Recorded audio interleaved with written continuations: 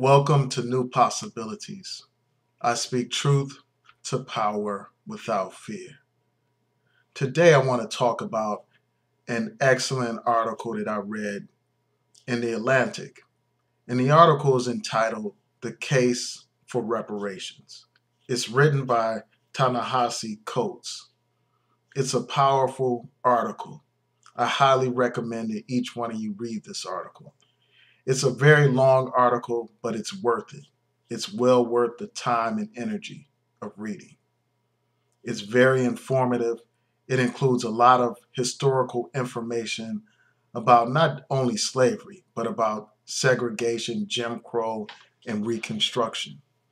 And it talks about modern day problems that face African Americans as well.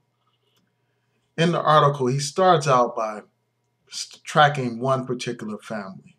He talks about how this family went from the South to the North, how they traveled to Chicago. And it talks about the different problems that they encountered.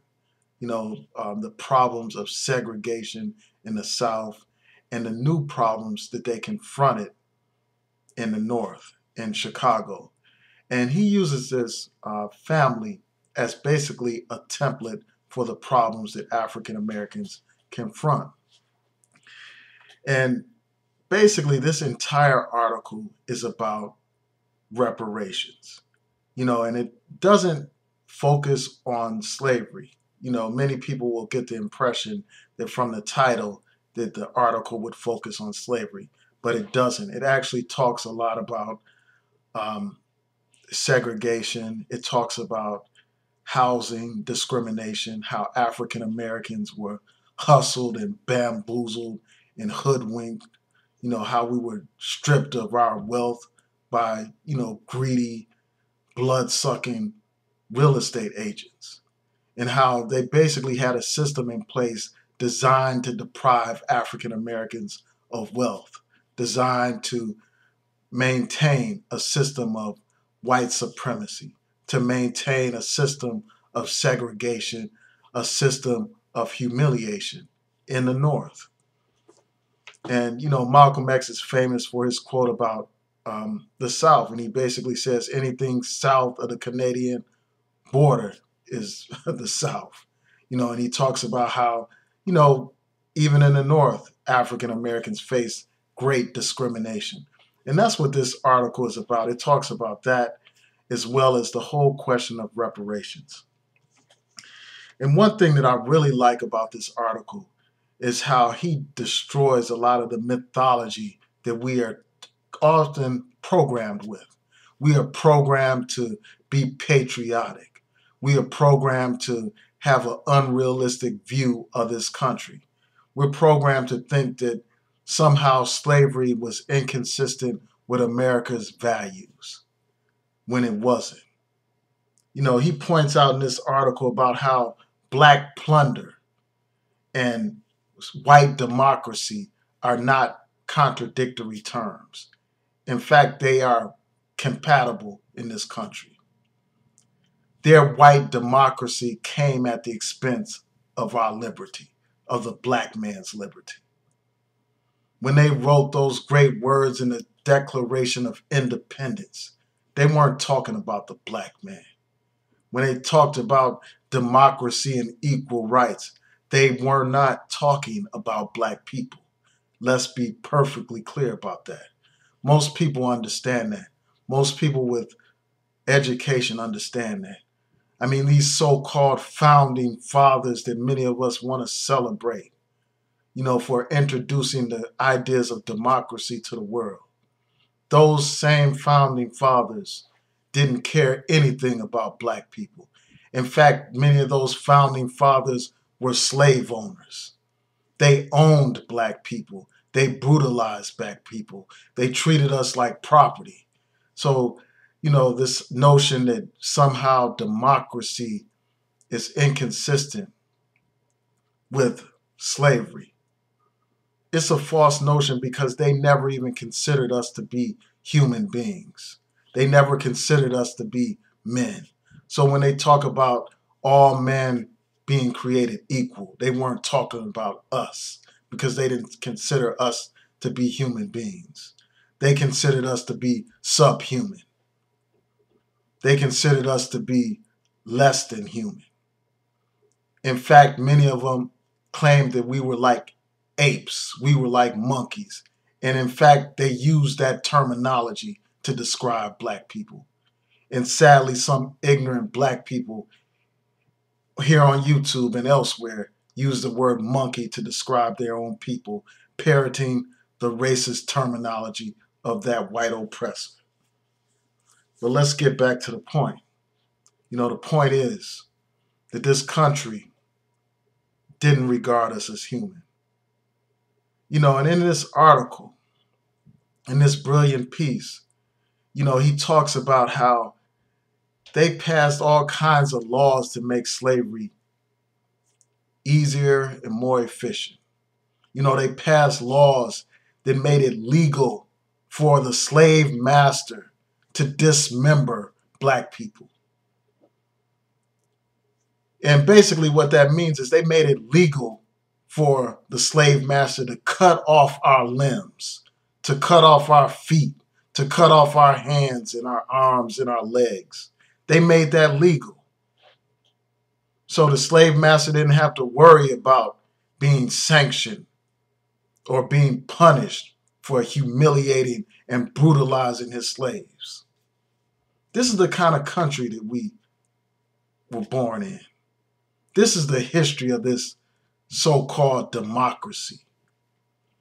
In the words of Malcolm, this so-called democracy is nothing but hypocrisy.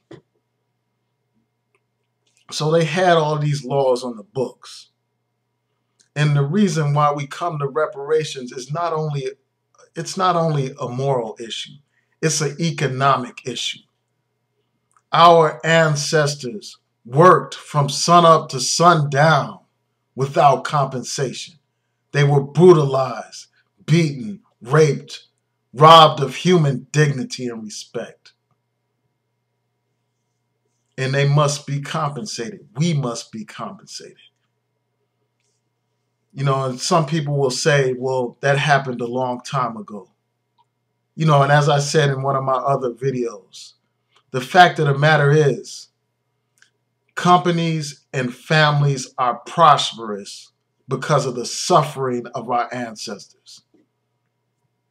They are prosperous because of it. And they need to pay up their debt to the sons and daughters of the slaves. The sons and daughters of the slave masters are living large on the hog. They're living it up at the expense of our ancestors. And we need to collect on that debt. A debt is owed, and we must be the ones to collect it.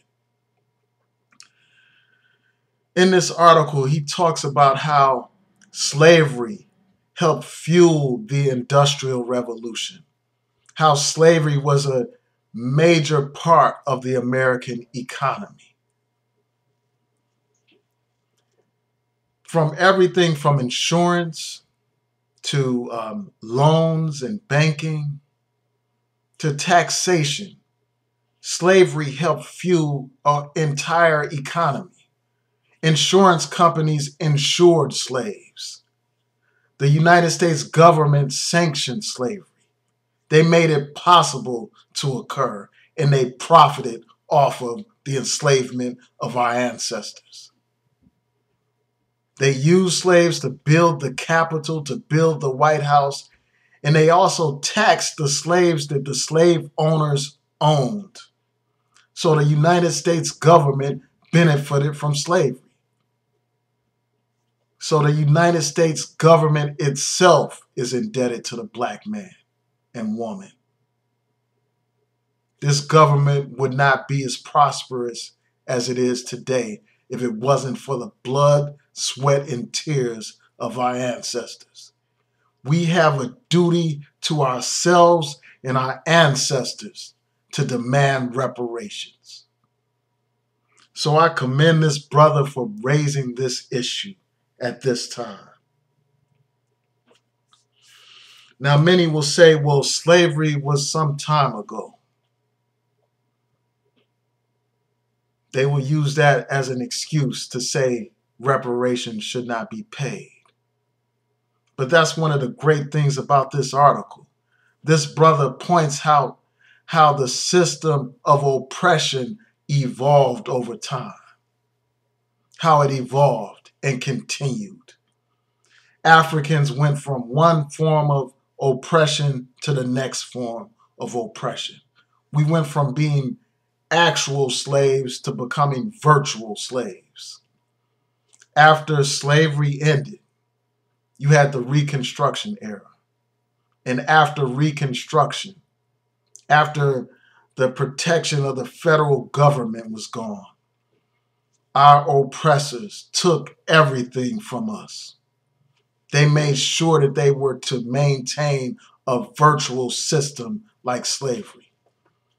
And that took the form of sharecropping and penal institutions, debtors' prisons. They came up with all kinds of reasons to incarcerate black people, to make us into slaves. You could be incarcerated for not having a job, for all kinds of things. And they would work you out, send you out like a slave, work you like a slave. And the sharecropper system kept our people indebted to their new slave master. So they were bound to the land and they could be treated like virtual slaves.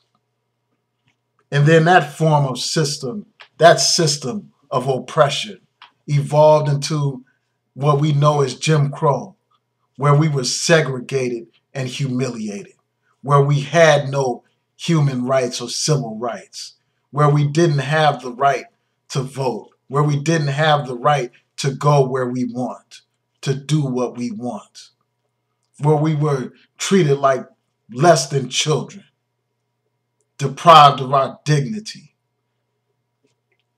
And I know that many people want to romanticize the days of segregation.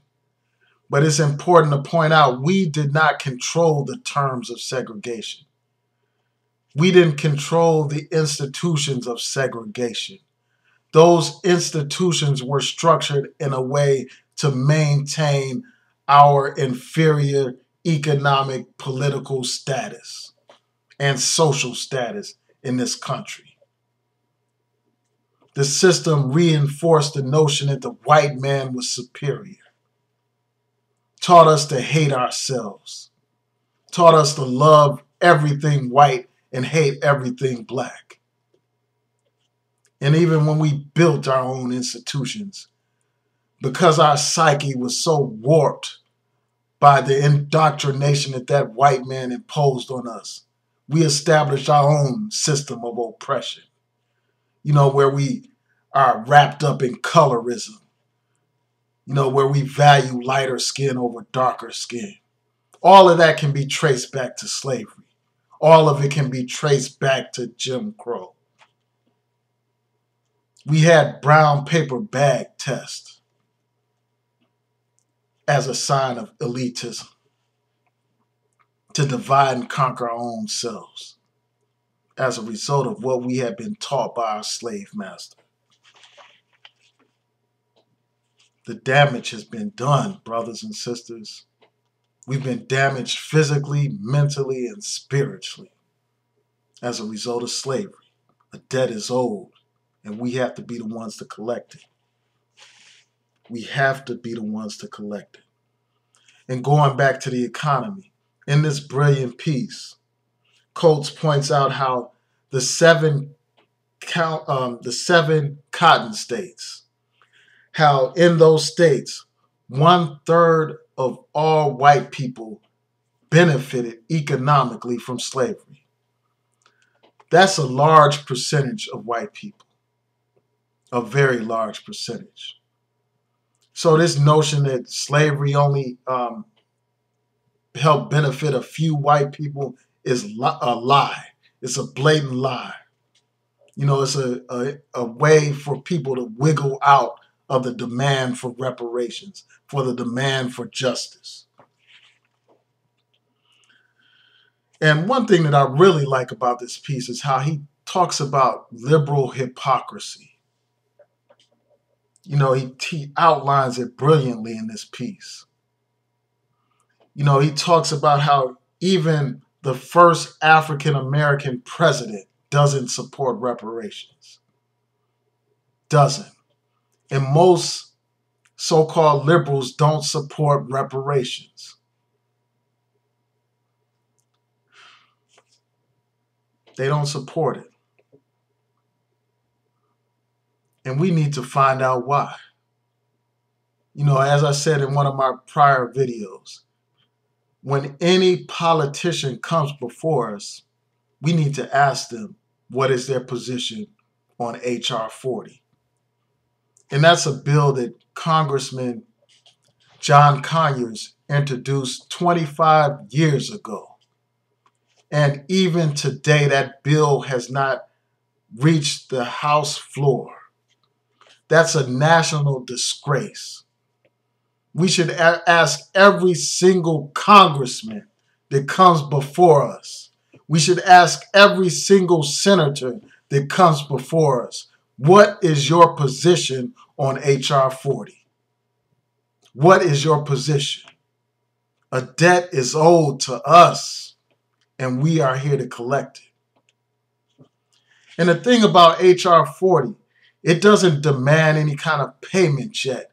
It simply asks for a study of the question of reparations. What is wrong with studying the question of reparations? We study all kinds of things, as John Conyers points out. I mean, people study the rocks on the moon. People study different species, different types of animals. They have all kinds of studies on all kinds of things in Congress. But why don't they study the plight of the African in America? Why not study that? Why not study the suffering of our ancestors? Why not study the fact that the United States government prospered on the backs of black people? Why not study that? Why not study all the countless corporations that reaped huge profits at our expense? Why not study that? We have to demand a study. We have to demand that Congress act on H.R. 40. But I want to get back to the whole question about liberal hypocrisy. I want to get back to that question. In this article, he talks about how the Federal Housing Act, basically the FHA, basically made it possible for people to purchase property. It made it easier for people to buy homes. It made the whole trend towards building suburbs possible. But one thing was left out, and that's the black man. The black man and woman were left out because the federal government endorsed housing segregation. The federal government supported racially restrictive covenants. In fact, they demanded that people have covenants restricting the sale of the property, making it so that they could not sell certain homes to black people. So while that act benefited many people, it left out black people. And that's not just a simple question of not being able to live somewhere. That's a question of wealth building. We were prevented from building wealth. We were exploited. And, this article goes on to talk about redlining, how communities were redlined, how they would set it up so that banks would not give loans to African Americans. They would not allow us to live in certain communities. And they talked about how they used middlemen to exploit African Americans who worked hard. They worked very hard so that they could provide for their families.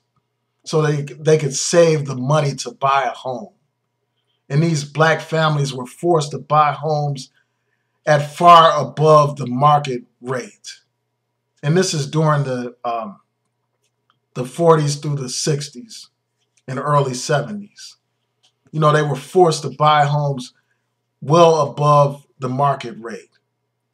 And instead of taking out a loan, you know, they had to work through middlemen. And if they missed one payment, they would lose their home.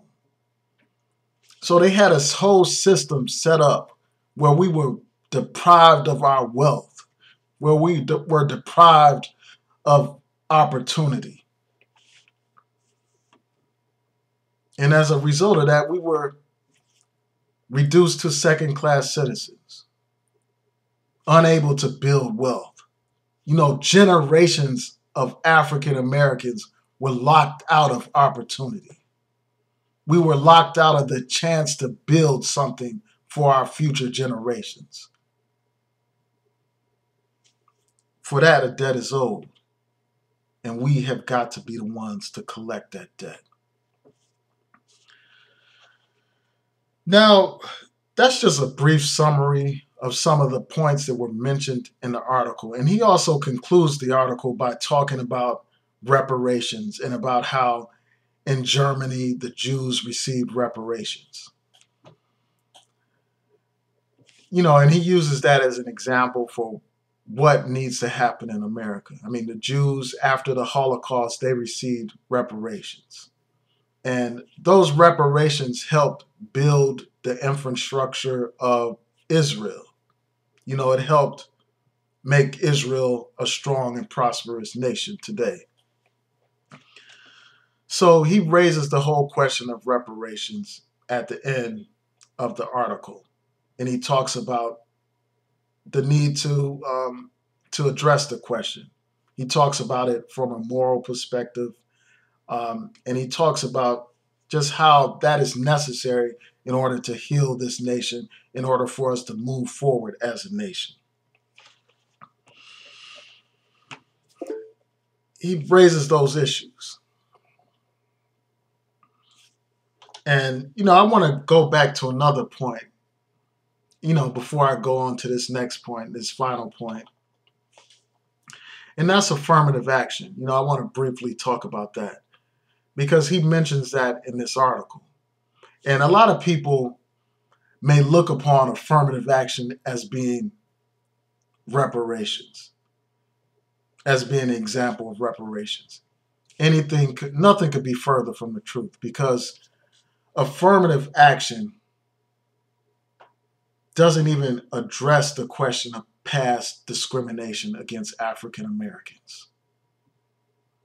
You know, there's a famous decision, Supreme Court decision, the Bakke case, where basically they said that past discrimination cannot be a basis for setting up affirmative action. You know, they basically said that that is not a compelling interest that would justify setting up or establishing an affirmative action system or admission policy. So they said that the benefit that flows from diversity and, you know, diversity in education, that is the compelling state interest that justifies affirmative action. So instead of remedying or solving the problem of past discrimination, the focus is solely on diversity. So, you know, the interests of African Americans are really secondary. You know, and I support affirmative action, and, you know, many of you that are familiar with this channel know that. But let's be clear, affirmative action is not the answer to the problems that African Americans face, because affirmative action doesn't go far enough. It's not aggressive enough. You know, it doesn't make a strong push towards African American advancement. We're just one of many groups that contribute to so-called diversity. We are not a priority in affirmative action plans. We benefit, as I've documented, and for that reason, I support affirmative action. Um, but let's not get it confused. It is not an aggressive effort to ensure that past discrimination is addressed, because past discrimination is not even on the radar screen when it comes to these affirmative action plans. And for that reason, all these other groups, benefit from affirmative action. Groups that had nothing to do with the civil rights struggle, groups that discriminate against African Americans benefit from affirmative action as well. We're just one of many groups that have a piece of benefit from affirmative action. So let's be clear about that. All right, now that I've made that point about affirmative action, and that just is another example of the liberal hypocrisy that Coates points out in this article, I want to just go on to talk about, some of my thoughts about the article and, just some of my recommendations or what I think about the article. I felt that the article should have focused more on slavery. For an article that's addressing reparations, it should have focused more on slavery. But I understand why he probably did not focus on slavery so much. He probably wanted to bring home the points about how relevant, the issue of reparations is today. How segregation wasn't that long ago. That's not ancient history. It was only 60 years ago that the United States decided Brown versus the Board of Education. Many of our parents and grandparents were alive during Jim Crow era, during segregation. So I understand, that's probably why, he talked about segregation just as much or even more so than he did about slavery, because it has a more immediate connection to our present. So I understand why he did that. But I just think that the article should have focused more on slavery, more on the brutality of slavery, and more on how so many companies benefit from slavery. It should have provided more detail, more examples of actual companies that benefit from slavery. He mentioned a couple of lawsuits, like a lawsuit against Aetna and some other lawsuits that deal with not affirmative action, but the question of reparations. But I just felt that he should have done more to tie in the fact that modern day companies prospered from slavery. He should have done that. He should have done more work in the area of economics. He should have documented how companies benefited from slavery and what companies benefited and the impact that those companies have on our lives today. He should have done that. And I'm sure that something like that would probably require a book. And, as I'll talk about later, books have been written on this subject. This was a very long article, but I'm sure it couldn't cover everything, but that's one thing that it should have covered: the economic benefits, who benefited from slavery, by name, by family name, and company name. That should have been included. Also, in his article, he tries to appeal to morality. He tries to appeal to America's conscience. And, I'm sure that, his intentions were good, and I don't question people's intentions when they do, those types of moral appeals. That's something that Dr. King was famous for, appealing to America's conscience. But the fact of the matter is, these people have no conscience. The slave master didn't have any conscience. America has no conscience. America could care less about black people. If they had a conscience, they wouldn't have exterminated the Native Americans. If they had a conscience, they wouldn't have enslaved us in the first place. If they had a conscience, they wouldn't have made us second-class citizens. They would not have segregated us and humiliated us if they had a conscience. So I don't waste my time appealing to these people's conscience because they have no conscience. If they had a conscience, H.R. 40 would have reached the House floor by now. It's been 25 years. These people have no conscience. And one thing that I like that he pointed out, is the liberal hypocrisy. And I touched on that earlier in this video, and I won't rehash that point. But he talked about how, in this effort to appeal to all these people, we negate race. We try to downplay race. Even these so-called liberals do that. They downplay race. And that's part of what made Obama so popular early on, because he downplayed race. His famous speech during the Democratic National Convention, and I think it was in 2004, he talked about how there is no black America, no white America, and all that stuff. Basically saying that race is not as significant as being American. That's the whole mantra of these many liberals. And that's something that he points out. How in this effort to advance certain things, they want to build a large umbrella and, basically try to downplay issues of race. And while that happens, our issues, our concerns, our plight gets blotted out and ignored. And we can't let that happen. We cannot let it happen. We must demand that our interests be protected and promoted. And we must be the ones to push our interests and our agenda. We must push it hard. Push it hard. Not just settle. Not just settle for any political candidate.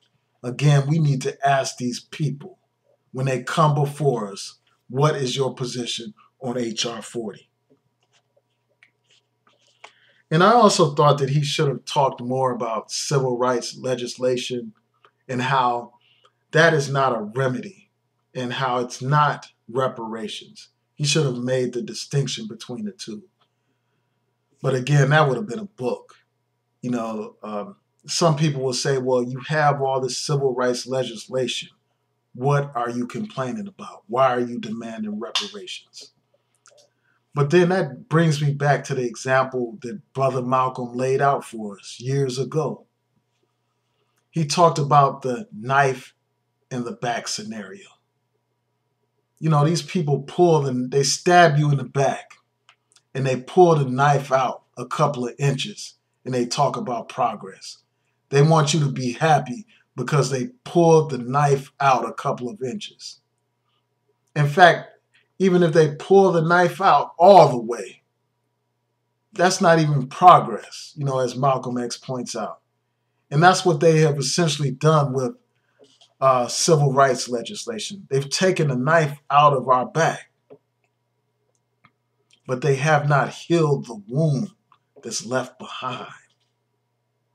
They have not dealt with the disparities that continue to exist today, the disparities in wealth, the disparities in education, the disparities in our criminal justice system. Those disparities aren't addressed by civil rights legislation. The wound in our back is still there. Stopping someone from brutalizing, for instance, doesn't create justice alone. They say, well, you can't beat your slave anymore. The fact of the matter is the slave still has the wounds on his back, still has the whelps, the gashes from the whip on his back. Stopping that slave master from striking the whip is not enough. We need justice. We need justice. And justice comes from reparations.